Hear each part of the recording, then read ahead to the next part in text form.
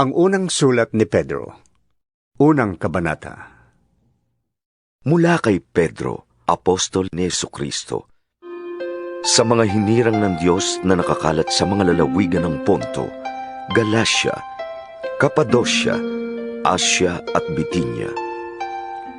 Kayo'y pinili ng Diyos Ama ayon sa kanyang kaalaman sa mulat-mula pa at ginawang banal ng Espiritu Santo upang maging masunurin kay Jesucristo at maging malinis sa pamamagitan ng kanyang dugo.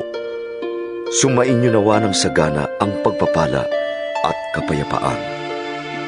Pasalamatan natin ang Diyos at Ama ng ating Panginoong Jesucristo dahil sa laki ng habag niya sa atin.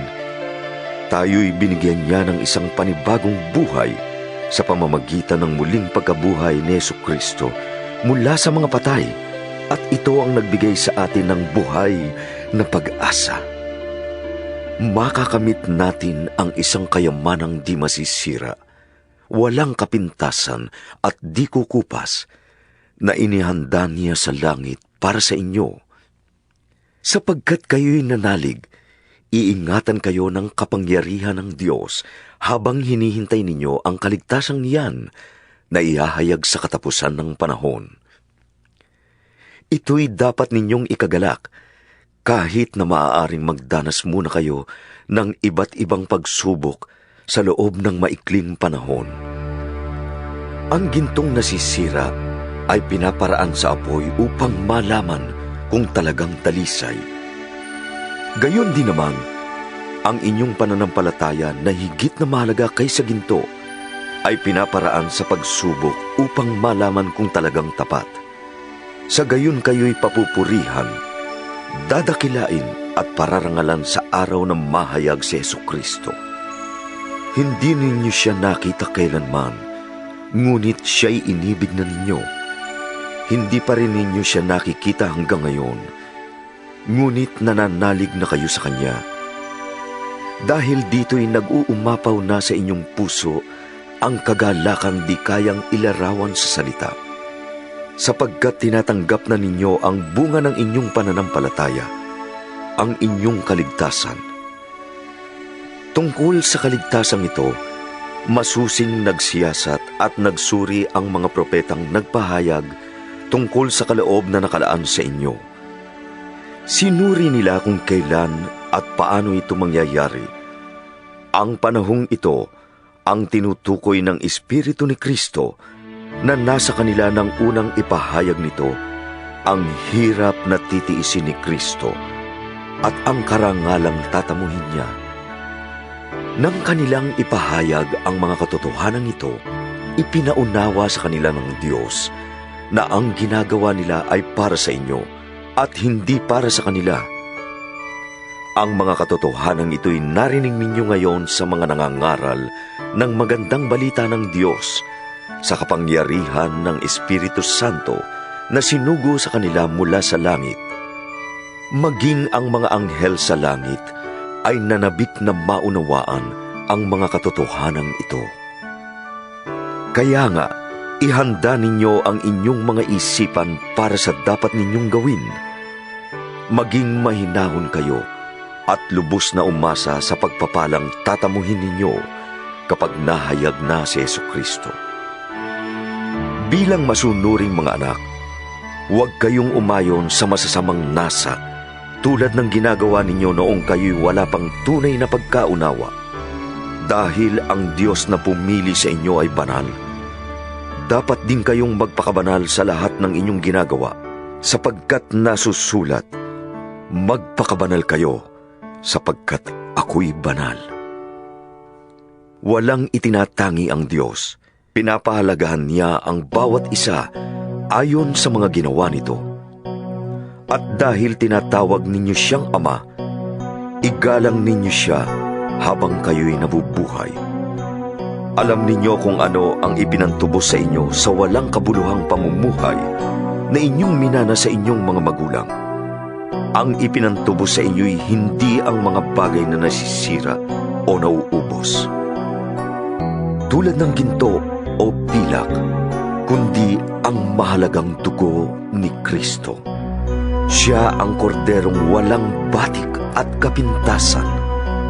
Pinili na siya ng Diyos sa gawain ito bago pa nilikha ang daigdig. At ipinahayag siya alang-alang sa inyo bago sumapit ang katapusan ng mga panahon. Dahil kay Kristo, nanalig kayo sa Diyos na sa Kanya'y muling bumuhay at nagparangal. Kaya't ang inyong pananampalataya at pag-asa ay nasa Diyos. Ngayong malinis na kayo dahil sa inyong pagsunod sa katotohanan at nag-ahari na sa inyo ang tapat na pag-iibigan bilang magkakapatid. Naway maging maalab at taos sa puso ang inyong pagmamahalan. Sapagkat muli kayong isinilang, hindi sa pamamagitan ng taong may kamatayan, kundi sa bisa ng buhay at di nagbabagong salita ng Diyos. Ayon sa kasulatan, ang lahat ng tao ay gaya ng damo, gaya ng bulaklak nito ang lahat niyang kariktan. Ang damo ay natutuyo at nalalanta naman ang bulaklak. Ngunit ang salita ng Panginoon ay mamamalagi kailanman. At ang salitang ito, ang magandang balitang ipinangaral sa inyo. Ikalawang kabanata. Kaya nga, talikuran na ninyo ang lahat ng kasamaan, ang lahat ng pandaraya, pagkukunwari, pagkainggit, at paninirang puri. Gaya ng sanggol, kayo'y manabik sa dalisay na gatas na espiritual upang umunlad kayo sa pananampalataya hanggang makamtan ninyo ang ganap na kaligtasan. Sapagkat sinasabi sa kasulatan, naranasan na ninyo ang kabutihan ng Panginoon. Lumapit kayo sa Kanya. Siya ang batong buhay na itinakwil ng mga tao, ngunit pinili ng Diyos at mahalaga sa Kanyang paningin. Tulad ng mga batong buhay, maging bahagi kayo ng isang templong espiritual at bilang pari, mag-alay kayo sa Diyos ng mga handog na espiritual na kalugod-lugod sa Kanya alang-alang kay Hesukristo. Sapagkat sinasabi ng kasulatan, masdan ninyo, itinayo ko sa Sion ang isang batong panulukan, pinili at mahalaga, hindi mapapahiya ang sinumang nananalig sa Kanya. Kaya nga, mahalaga siya sa inyong mga nananalig sa Kanya. Ngunit sa mga walang pananalig, matutupad ang nasa kasulatan. Ang batong itinakwil ng mga tagapagtayo ay siyang naging batong panulukan at batong katitisuran ng mga tao, batong ikadadapa nila. Natisod sila sapagkat hindi sila sumunod sa salita ng Diyos. Ganoon ang nakatakda para sa kanila. Ngunit kayo ay isang lahing pinili, mga pari ng hari, isang bansang banal. Pinili kayo ng Diyos upang maging Kanya at magpahayag ng mga kahangahangang ginawa niya. Siya ang tumawag sa inyo mula sa kadiliman at nagdala sa inyo sa Kanyang kahangahangang kaliwanagan. Dati-rati, kayo'y hindi bayan ng Diyos, ngunit ngayon, kayo'y bayang hinirang niya. Noon, pinagkaitan kayo ng habag. Ngunit ngayoy tinatanggap na ninyo ang Kanyang awa. Mga minamahal, nakikiusap ako sa inyo bilang mga dayuhang pansamantalang naninirahan sa daigdig na ito. Talikdan na ninyo ang masasamang hilig ng katawan na naghihimagsik laban sa inyong kaluluwa. Mamuhay kayo ng maayos sa gitna ng mga hintil upang kahit na pinaparatangan nila kayo ng masama, kapag nakita nila ang inyong mabubuting gawa, ay magpupuri sila sa Diyos sa araw ng Kanyang pagdating. Alang-alang sa Panginoon, pasakop kayo sa lahat ng may kapangyarihan sa bayan, sa emperador na siyang pinakamataas, at sa mga gobernador na isinugo niya upang magparusa sa mga gumagawa ng masama at magparangal sa mga gumagawa ng mabuti, sapagkat ibig ng Diyos na sa pamamagitan ng inyong wastong pamumuhay ay mapatigil ninyo ang mga hangal sa kanilang kamangmangan. Mamuhay kayong tulad ng mga taong malaya. Subalit ang kalayaang ito ay huwag ninyong gawing pantakip sa paggawa ng masama. Sa halip, mamuhay kayo bilang mga alipin ng Diyos. Igalang ninyo ang lahat ng tao at mahalin ang mga kapatid kay Kristo. Mamuhay kayo ng may takot sa Diyos at may paggalang sa emperador. Mga alipin, magpasakop kayo sa inyong mga amo at igalang ninyo sila, hindi lamang ang mababait kundi pati ang malulupit, sapagkat kapuri-puri ang nagtitiis ng parusa kahit walang kasalanan, bilang pagsang-ayon sa kalooban ng Diyos. May pagmamalaki ba ang magtiis ng parusa kung ito ay dahil sa paggawa ng masama? Hindi. Ngunit kung magtiis kayo ng hirap sa kabila ng paggawa ninyo ng mabuti, pagpapalain kayo ng Diyos. Ang pagtitiis ng hirap ay bahagi ng pagkatawag sa inyo ng Diyos, sapagkat nang si Kristo ay magtiis para sa inyo, binigyan niya kayo ng halimbawang dapat tularan. Hindi siya gumawa ng anumang kasalanan o nagsinungaling kailanman. Nang siya'y insultuhin, hindi siya gumanti. Nang siya'y pahirapan, hindi siya nagbanta. Sa halip, nanalig siya sa Diyos na makatarungan. Sa kanyang pagkamatay sa krus, dinala niya ang bigat ng ating mga kasalanan upang tayo'y mamatay na sa kasalanan at mamuhay ayon sa kalooban ng Diyos. Kayo'y gumaling sa pamamagitan ng kanyang mga sugat. Kayo ay gaya ng mga tupang naligaw, ngunit tinipon kayong muli ng pastol at tagapag-alaga ng inyong mga kaluluwa. Ikatlong kabanata. Kayo namang mga babae, pasakop kayo sa inyong asawa. At kung mayroon sa kanila na hindi pa naniniwala sa salita ng Diyos, maihikayat din silang sumampalataya dahil sa inyong magandang asal. Hindi na kayo kailangang magpaliwanag pa sa kanila. Sapat nang makita nila ang inyong makadiyos at malinis na pamumuhay. Ang inyong ganda ay huwag maging panlabas tulad ng pag-aayos ng buhok at pagsusuot ng mga gintong alahas at mamahaling damit. Sa halip, pagyamanin ninyo ang gandang nakatago sa puso, ang gandang walang kupas na likha ng maamo at mapayapang diwa na lubhang mahalaga sa mata ng Diyos. Iyan ang kagandahang ipinakita ng mga banal na babae noong unang panahon. Sila'y umasa sa Diyos at nagpasakop sa kanilang mga asawa. Tulad ni Sarah, sinunod niya at tinawag na Panginoon ang asawa niyang si Abraham. Kayo rin ay mapapabilang sa kanyang mga anak kung matuwid ang inyong mga gawa at kung wala kayong anumang kinatatakutan. Kayo namang mga lalaki, unawain ninyo at pakitunguhang mabuti ang inyong asawa, sapagkat sila'y mas mahina at tulad ninyo'y may karapatan din sila sa buhay na walang hanggan na kaloob ng Diyos.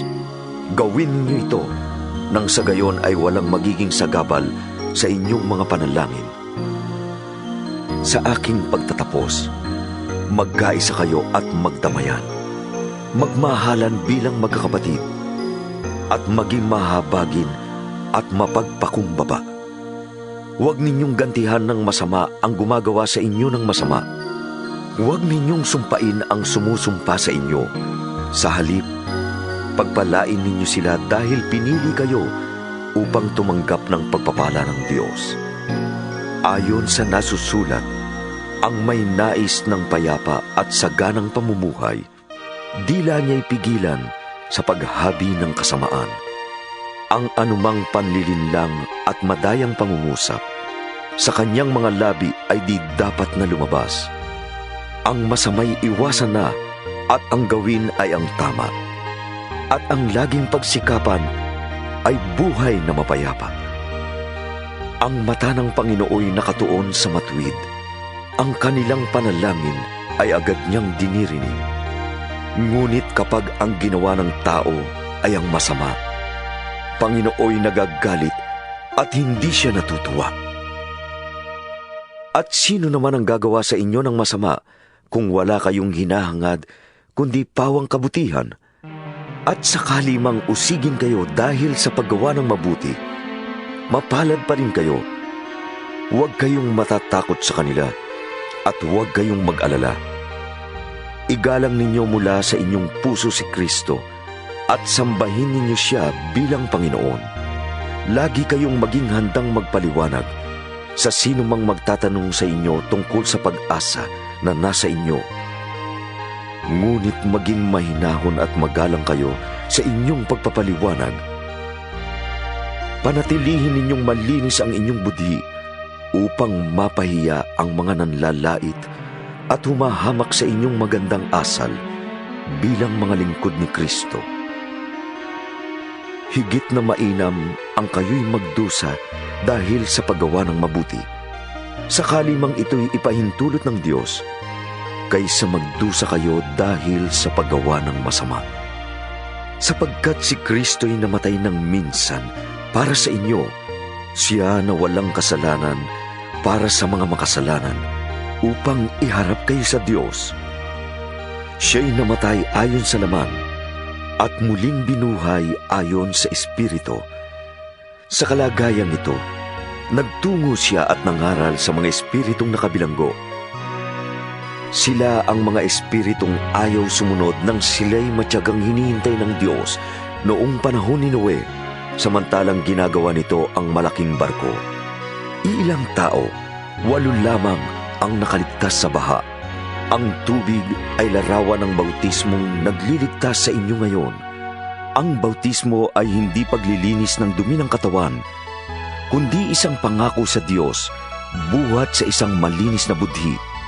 Inililigtas kayo ng bautismo sa pamamagitan ng muling pagkabuhay ni Jesucristo na umakyat sa langit at ngayon nasa kanan ng Diyos. Nagahari siya roon sa mga anghel at sa mga kapangyarihan sa langit. Ika-4 na kabanata. Dahil si Kristo'y nagtiis ng hirap sa buhay na ito, kayo man ay dapat maging handang magtiis, sapagkat ang nagtitiis ng hirap sa buhay na ito ay tumalikod na sa kasalanan.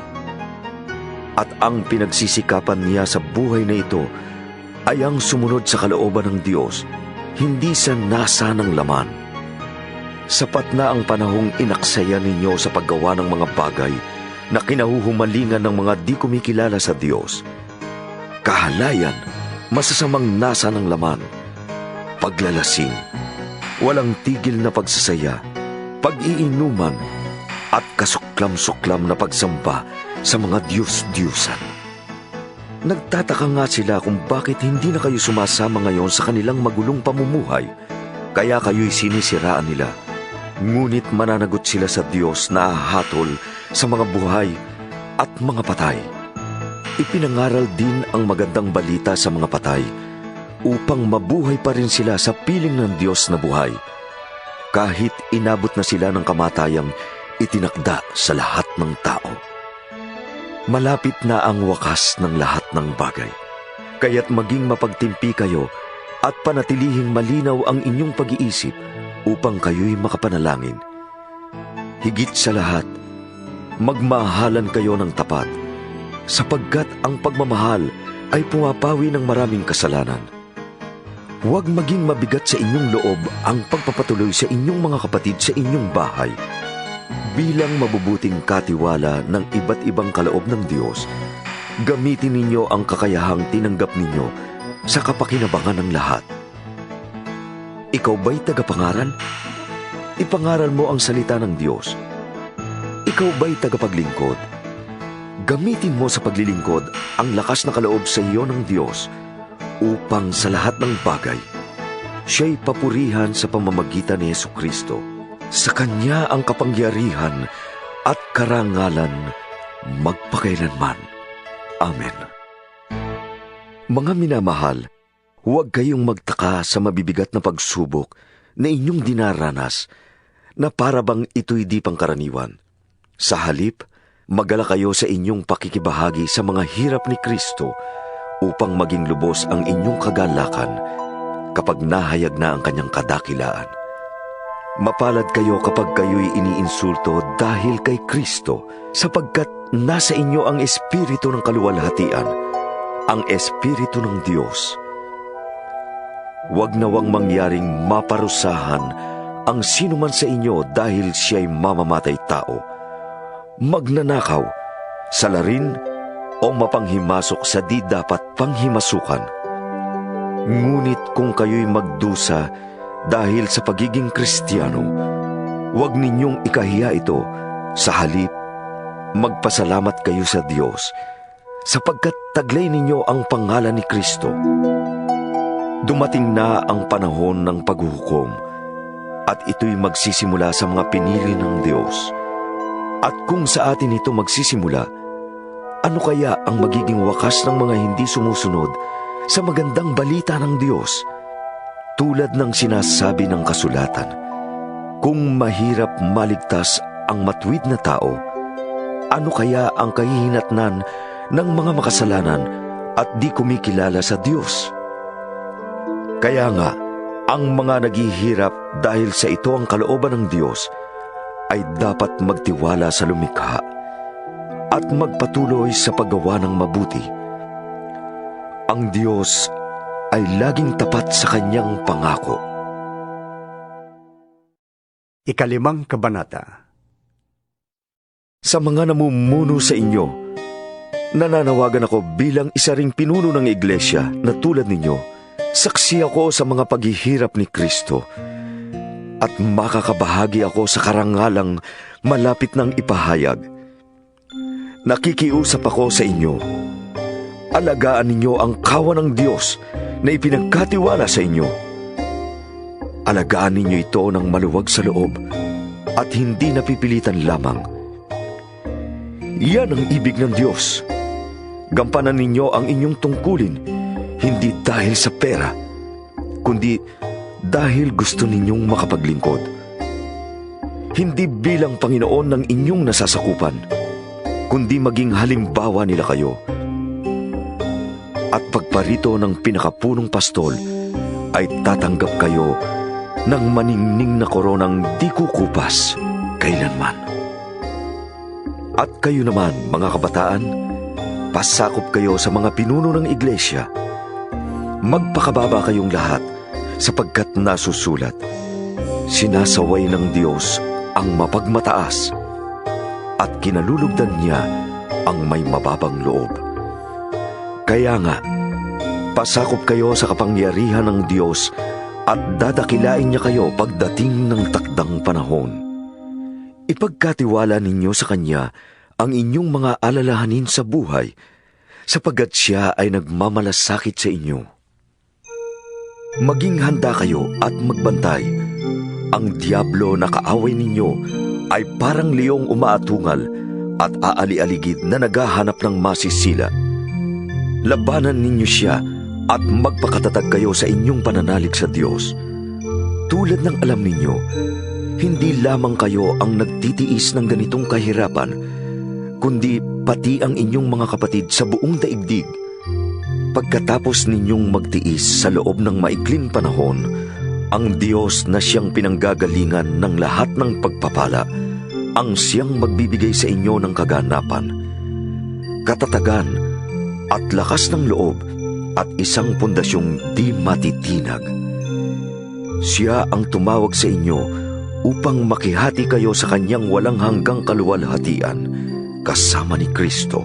Sa kanya ang kapangyarihan magpakailanman. Amen. Sinulatan ko kayo sa tulong ni Silas, na isa nating kapatid at lubos kong pinagtitiwalaan. Sa pamamagitan ng maikling sulat na ito, ay nais kong palakasin ang inyong loob at magpatotoo tungkol sa kagandahang loob ng Diyos. Manatili kayo sa biyayang ito. Kinukumusta kayo ng mga kapatid na nasa Babylonia, mga pinili ring katulad ninyo. Kinukumusta rin kayo ni Marcos, ang mahal kong anak sa pananampalataya. Buong giliw kayong magbatian bilang magkakapatid kay Kristo. Ang kapayapaan ay sumainyong lahat, mga tagasunod ni Kristo.